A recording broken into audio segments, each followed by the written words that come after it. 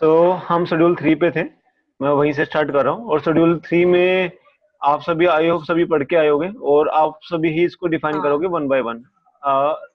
Let's start. सबसे पहले वर्तिका, तुम फर्स्ट पॉइंट को एक्सप्लेन करो। मैं भी ओपन कर रहा हूँ। ठीक है, नहीं नहीं नहीं, ये शेड्यूल 2 है। शेड्यूल 3 कहाँ गया यार? This one. कौन से पॉइंट से स्टार्ट करना है? फर्स्ट पॉइंट से, फर्स्ट पॉइंट से। Services by an employee to the employer in course of ऐसे तो आ नहीं रहे Piyush. So anyway, services by an employee to an employer in course of or in relation to his employment. So ऐसे हम Jain sir को service देते हैं। activities which shall be treated neither as a supply of goods nor as a supply of services. So as employees, what services we are providing to the employer will not be in terms of services provided per se जिन पर tax लगेगा. They are services, but they are not services which are taxable services, right? Tax लगता है, GST लगता है। तो जो reimbursement हमें मिलता है it is free of GST. Okay, you mean to say कि जो हम जेएन सर को सर्विस प्रोवाइड करते हैं, जो हम अपने एम्प्लॉय को सर्विस प्रोवाइड करते हैं, वो सप्लाई है, बट वो क्या एज एन एम्प्लॉय जो हम दे रहे हैं, मतलब हाँ, उनको हम अब सप्लाई ट्रीट नहीं करते, वो सप्लाई नहीं माना जाएगा। ओके, अगर मैं इन प्रोफेशनल कैपेसिटी कोई सर्विसेज दूंगी तो that will be different, but as an employ अगर मैं दे रही हूँ तो they are different, they are not treated as supply. Done, ठीक है। मतलब यही है कि यदि हम एम्प्लॉय का देते हैं तो उसके अंदर out of scope of supply है, वो सप्लाई नहीं माना जाएगा। डन, ठीक है। अभिषेक, नेक्स्ट आप। कोर्ट और ट्रिब्यूनल की सर्विसेज पे जीएसटी नहीं लगेगा क्योंकि वो उसको सप्लाई में नहीं ट्रीट करेंगे। वेरी गुड, ठीक है, डन। दृष्टि। थर्ड पॉइंट में ये है, जो member of parliament, state legislative या पंचायत में जो मेंबर हैं, उनकी सर्विस को हम सप्लाई नहीं मानेंगे एंड इसकी वजह से उस पर जीएसटी नहीं लगेगा। ओके, ये मैंने कर दिया थर्ड पॉइंट। फोर्थ पॉइंट तुम कर रही हो दृष्टि? हाँ, फोर्थ पॉइंट में ये है कि कोई भी अगर ऐसी सर्विसेज होती है which is related to funeral, burial, cremation, तो ये सारी सर्विसेज पे जीएसटी नहीं लगता। मरने पे जीएसटी नहीं लगाते। हाँ हाँ, ठीक है। और इंक्लूडिंग जो ट्रांसपोर्टेशन होता है उस पर भी नहीं लगेगा। Neha, next point. नेहा मुंह में नाश्ता। Okay, sorry. ओके, सो अभिषेक सर, नेक्स्ट पॉइंट आप। अरे सर, लैंड और बिल्डिंग के सेल परचेज पे और सेल पे जीएसटी नहीं लगेगा। इसको थोड़ा सा और इलैबोरेट करो, क्योंकि हम I can elaborate this.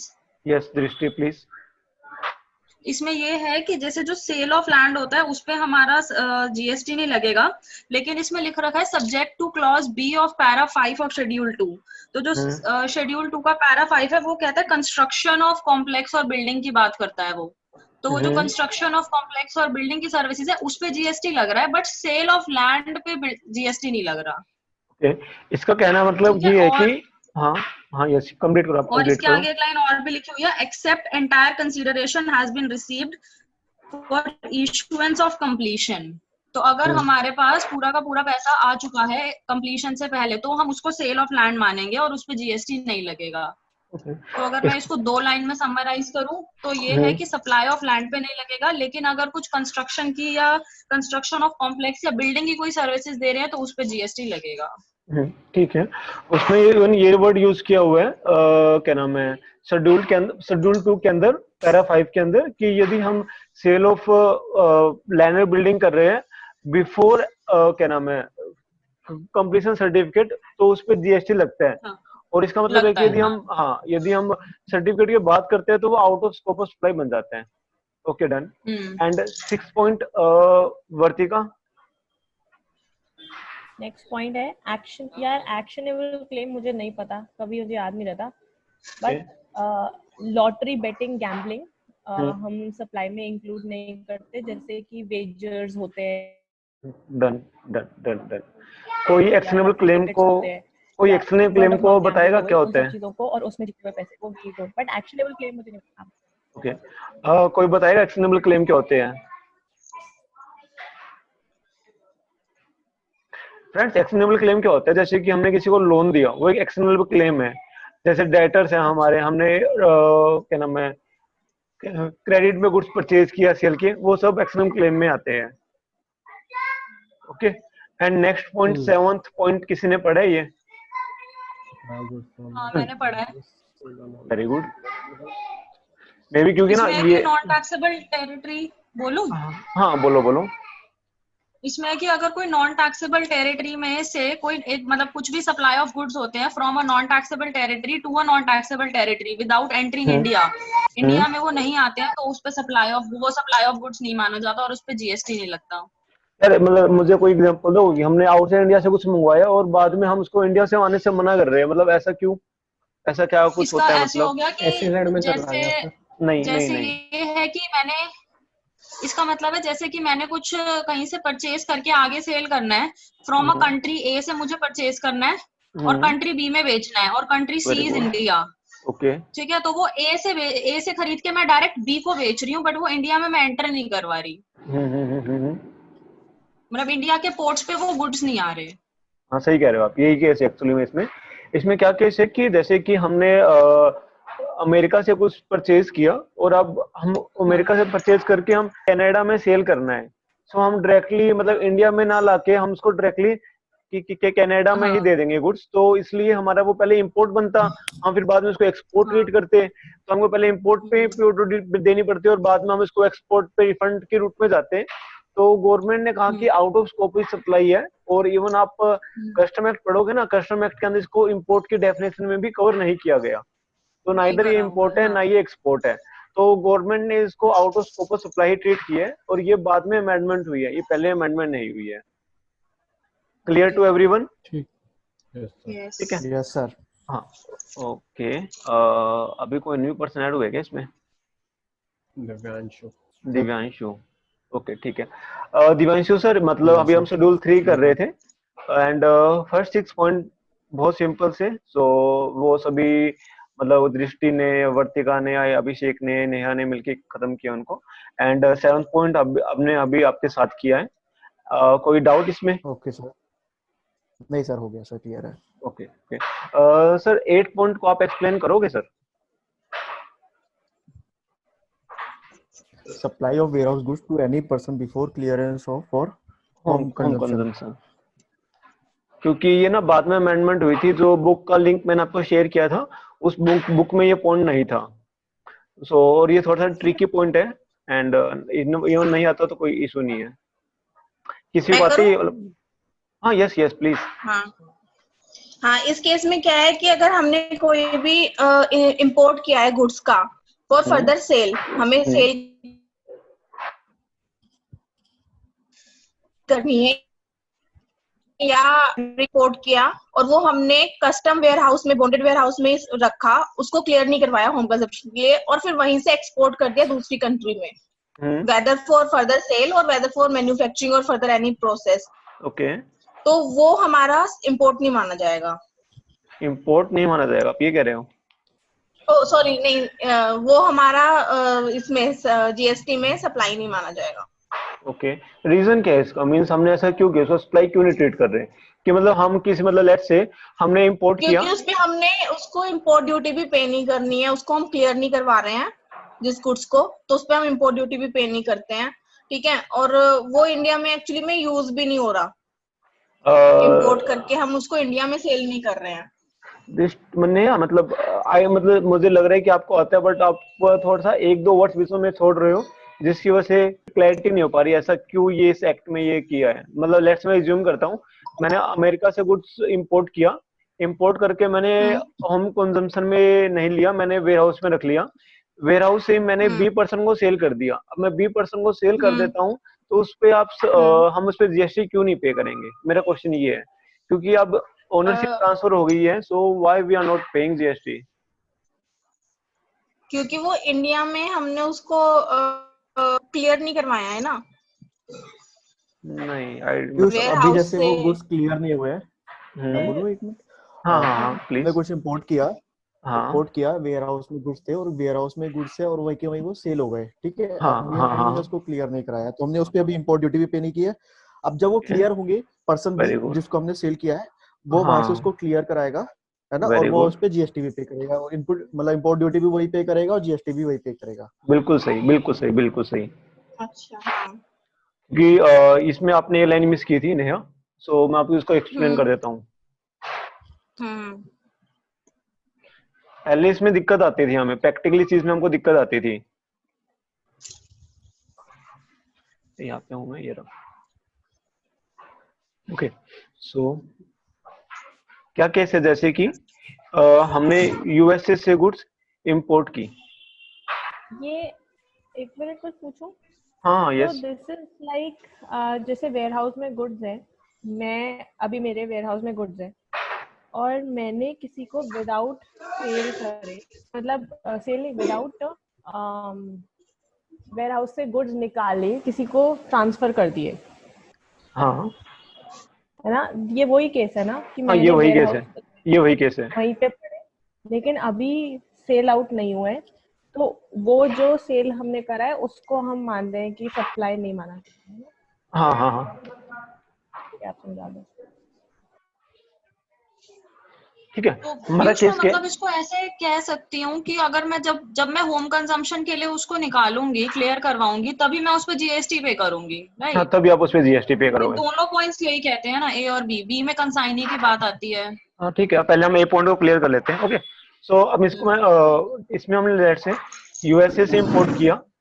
Yes, USA से इंपोर्ट होने के बाद हमने उस पर वेयर हाउस किया, और एज पर कस्टम एक्ट हमको वेयर हाउस के टाइम पे जीएसटी पे नहीं करना पड़ता, हमको टैक्स बाद में पे करना पड़ता है।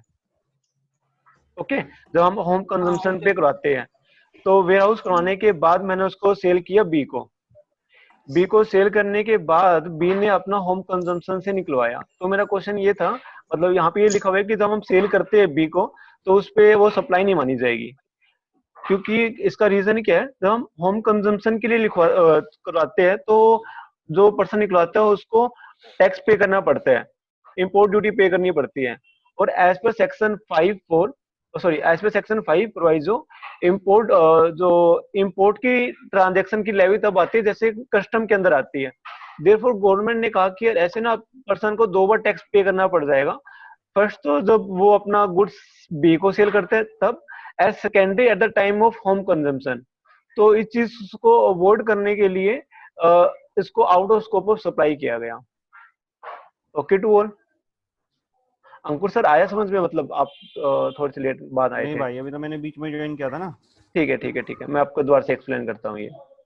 और सभी को आगे ये पॉइंट समझ में? यस सर, हाँ, यस। क्लियर है सर। ठीक है। अंकुर सर इसमें ये था 8th पॉइंट पे अभी हम जो मैंने आपको बुक शेयर की थी, उस बुक के अंदर हो सकता है 7th और 8th पॉइंट ना हो, क्योंकि वो बुक ओल्ड है, पुरानी है वो बुक, और ये बाद में अमेंडमेंट हुई थी। 8th क्लोज क्या कहते हैं? Supply of warehouse goods to any person before clearance for home consumption. जब हमने इंपोर्ट करते हैं गुड्स, हमने उसको होम कंजम्पशन के लिए नहीं करवाया, बल्कि हमने उसको वेयर हाउस में ट्रांसफर किया है। जब हम गुड्स वेयर हाउस करवाते हैं तो हमको उस पर टैक्स नहीं पे करना पड़ता। ओके, हमने वेयर हाउस करवाने के बाद हमने उसके बाद हमने सेल कर दिया बी पर्सन को सेल करने पे नॉर्मली उस पर जीएसटी लगना चाहिए। ओके, बट यदि हम यहाँ पे चार्ज कर देते हैं जीएसटी, और फिर हमको टैक्स पे करना पड़ेगा जब हम होम कंजम्पशन पे निकलवाते हैं, क्योंकि कस्टम एक्ट के अंदर सॉरी, एज पर जीएसटी एक्ट हम इंपोर्ट करते हैं, उसकी लेवी कस्टम एक्ट के अकॉर्डिंग आती है। कस्टम एक्ट कहते हैं जब आपको होम कंजम्पशन पे निकलवाओगे तो आपको जीएसटी पे करना पड़ेगा। तो इन केस हमको जीएसटी 2 बार पे करना पड़ जाता, first at the time of sale to be and secondary at the time for home consumption. So इस चीज को अवॉइड करने के लिए गवर्नमेंट ने इसको out of scope of supply कर दिया ना। ओके ठीक है भाई। Okay okay, and next point है supply of goods by the consignor to any other person by क्या पढ़ रहे हैं इंडोर्समेंट। हम? कौन से किसके पॉइंट है? सर ये शेड्यूल 3 है ना, जो हमने घर से करने के लिए दिया था। शेड्यूल 3 है, out of scope of supply, section 7। ठीक है ठीक है ठीक है, वो एमपी सेक्शन एमएलए 7 वाला। 1 है क्या? हाँ यस, एमएलए वाला। एमपी एमएलए वाला है ना? हाँ हाँ हाँ ठीक है हाँ, ठीक है। ठीक है। तो उसमें तो अच्छा, ये पॉइंट था नहीं, क्या? Supply of warehouse goods वाला। वही मैं कह ये रहा हूँ वाला सर, पॉइंट ये तो था नहीं। हाँ सर, मैं ये कह रहा हूँ कि बाद में ना इसमें एक्ट में चेंज हुआ था, तो बाद में ये ऐड हुए हैं। मेरे स्लाइड के अंदर ऑलरेडी थे ये मेरे स्लाइड के अंदर ऑलरेडी पार्ट थे, बट ये हमारी जो बुक है उसका ये अंदर मैंने पार्ट बुक से नहीं थे। पढ़ा था। हाँ, बुक में नहीं होगा ये, बुक में नहीं होगा ये। ठीक ओके, ठीक। ठीक है। अच्छा, अब हम पढ़ते हैं आगे। Supply of goods by the consignee to any other person by endorsement of document of title to goods after the goods have been dispatched from port of origin located outside India but before clearance for home consumption. इसमें कोई प्रकाश डालेगा?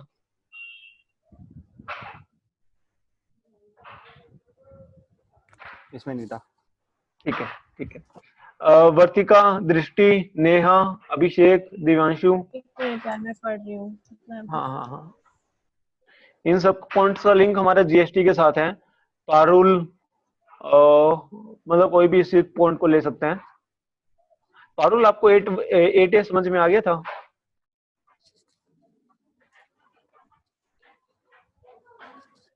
इसमें पीयूष ये है कि जैसे कोई हाँ हाँ, बोलो बोलो बोलो। बोलूं मैं? हाँ बोलो, आप बोलो। इसमें ये है कि अगर जैसे मेरे पास कुछ गुड्स हैं, मैंने अपने गुड्स एक कंसाइनर को दे दिए, पर्सन ए को, कि वो मेरे गुड्स आगे डिस्ट्रीब्यूट करेगा। ओके। ठीक है, तो वो जो कंसाइनी है वो आगे डिफरेंट कस्टमर्स को मेरे गुड्स दे रहा है। अगर वो सिर्फ एंडोर्समेंट ऑफ अ टाइटल होता है लेकिन होम कंजम्पशन के लिए अभी क्लियर नहीं हुआ, इट्स लाइक कि मान लो मेरे पास जो गुड्स आए हैं वो बॉम्बे में आए हैं बट मुझे वो दिल्ली में सेल करवाने हैं, तो मैं उसको पहले होम कंजम्पशन के लिए क्लियर ना करवाने से पहले अगर मैं उसको आगे उसका टाइटल दे देती हूँ तो उस पर भी जीएसटी नहीं लगेगा। ओके, ठीक है। चलो, any other person?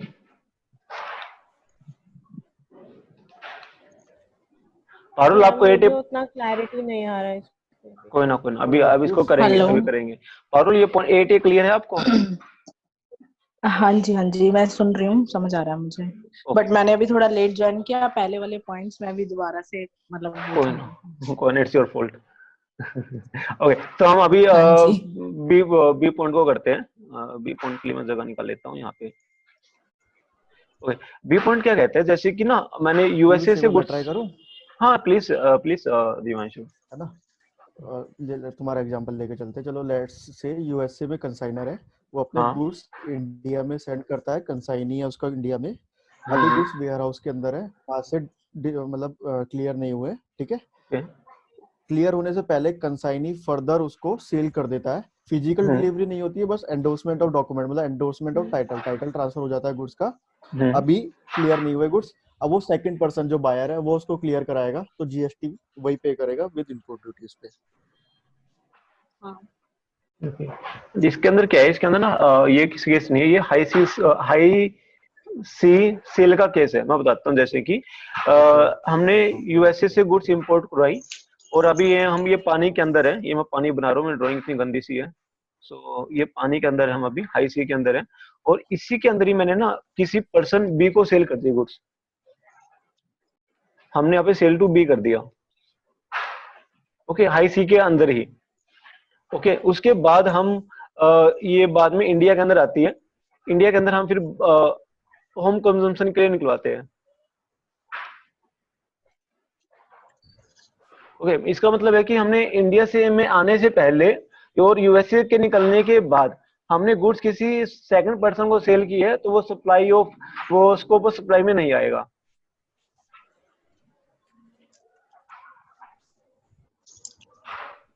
Getting my point? A point के अंदर था, हमने पहले वेयर हाउस में करने के बाद हमने किसी को सेल किया है। ये वाला ये केस है कि वो इंडिया में नहीं आया, लैंड नहीं हुआ, हमने उससे पहले ही सेल कर दी किसी को, या फिर वो इंडिया में आ गया बट हमने उसकी अभी कस्टम की कोई ट्रीटमेंट नहीं की है, अभी वो मतलब वहीं पे रखे हुए हैं गुड्स। Getting my point? मतलब लगता है मुझे अभी समझ नहीं आया किसी को। आ गया सर। आ गया सर। ओके, मुझे कोई समझाएगा ये point? Basically sir warehouse से आने से पहले, मतलब इंडिया में लैंड होने से पहले हमने टाइटल ट्रांसफर कर दिया। ओके, सो अभी गवर्नमेंट ने ऐसा क्यों कहा कि मींस इस पे हम इसको सप्लाई नहीं मानेंगे? क्योंकि जब पोर्ट से क्लियर होंगे तब तो लगेगा ही ना सर। तब तो लगेगा ही, हाँ, वेरी गुड। ठीक है, इस पर्सन भी तो उस पे इम्पोर्ट ड्यूटी पे मतलब हम करेगा ही। डबल टैक्सेशन अवॉइड करने के लिए कर रहे हैं डबल ये दोनों टैक्सेशन point। अवॉइड करने के लिए कर रहे हैं, हाँ। दो क्योंकि इसमें गवर्नमेंट कहती है कि यार एट लास्ट जब ये गुड्स हम क्या नाम है पोर्ट पे आएगी, होम कंजम्पशन पे निकलवाएंगे, तो हमको टैक्स ऑलरेडी पे करना ही है। सो मतलब हम दोबारा से हम इस पे क्यों टैक्स पे करवाएं? राइट। ओके, एनी प्रॉब्लम किसी को 8th पॉइंट के अंदर? नहीं। ओके, ठीक है, अब हम आगे चलते हैं। हम सेक्शन 7 पे थे।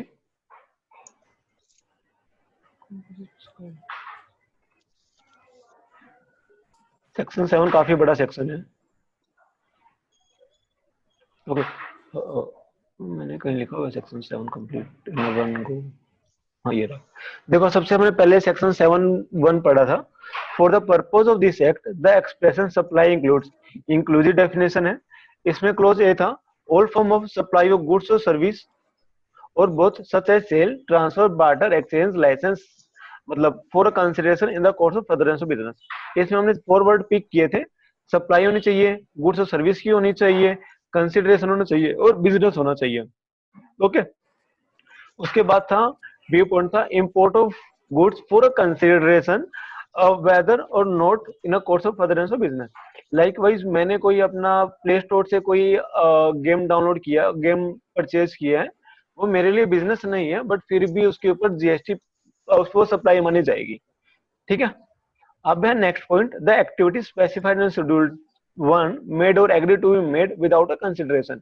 विदाउट कंसिडरेशन कोई भी सप्लाई है शेड्यूल 1 में मेंशन है, but in the course of furtherance of business है, वो सप्लाई मानी जाएगी। इसमें कौन से पॉइंट थे, मैं फास्ट में कवर कर देता हूँ। फर्स्ट पॉइंट था परमानेंट ट्रांसफर और disposal of business asset on which ITC has been taken. Second point था रिलेटिव पार्टी से हमने कोई क्या नाम है, रिलेटिव पार्टी को विदाउट एनी कंसिडरेशन गुड्स और सर्विस ट्रांसफर की है। थर्ड पॉइंट था एजेंट का, मैंने कोई एजेंट को के थ्रू कोई गुड्स परचेज या सेल कर रहा हूँ। ओके, फोर्थ पॉइंट था import of service without consideration from relative. Okay okay, and उसके बाद हमने पढ़ा कि क्लोज डी हमारा था, वो हमने डिलीट करके क्लोज 1A आया। उसी के अंदर लिखा हुआ है यदि हम ऑल कंडीशन जो 7(1)A में फुलफिल करते हैं तो हम उन गुड्स और सर्विस को सप्लाई ऑफ गुड्स मानेंगे या सप्लाई ऑफ सर्विस मानेंगे। ओके, उसके बाद है सबसेक्शन 2। सबसेक्शन 2 के अंदर है not be standing anything contain in subsection 1 activity और ट्रांजैक्शन स्पेसिफाइड इन शेड्यूल 3 और such activity or transaction undertaken by the central government, state government or local authority in which they are engaged as public authority। एक second, मेरा net problem आ रही है। As may be notified by the government on the recommendation of the council shall be treated neither as supply of goods nor as supply of service। हमने schedule 3 देख लिया है, जिसके अंदर कुछ गुड्स, कुछ ट्रांजैक्शन मेंशन थी, एक्टिविटी मेंशन थी, जो नाइदर सप्लाई ऑफ गुड्स मानी जाएगी नॉट सप्लाई ऑफ सर्विस मानी जाएगी। ओके, एंड क्लोज बी कहते हैं कि बाय नोटिफिकेशन गवर्नमेंट कुछ ऐसी नोटिफिकेशन इशू कर सकती है जिसके अंदर वो गुड्स और सर्विस नहीं मानी जाएगी। ओके, अच्छा, सबसेक्शन 3 कहते हैं, ये अभी नोटिफाई नहीं हुआ सबसेक्शन 3, इसके अंदर कोई गुड्स और सर्विस मेंशन नहीं हुई है। उसमें कहते हैं कोई गुड्स जो सप्लाई ऑफ गुड्स है उसको गवर्नमेंट कह सकती है वो सप्लाई ऑफ सर्विस है, और कुछ सर्विस इसको हम कह सकते हैं सप्लाई ऑफ गुड्स है। Subject to the provision subsection, हाँ ये सरकार के हाथ में है। Subject to the provision of subsection 1 and subsection 2, the government may, on the recommendation of the council, by notification, the transactions that are to be treated as a supply of goods and not as a supply of service, a supply of service not as a supply of goods। Okay, अभी इसके अंदर कोई भी goods और service ऐसी notify नहीं हुई है। ये हमारा सेक्शन 7 कंप्लीट हो जाता है इसके साथ ही।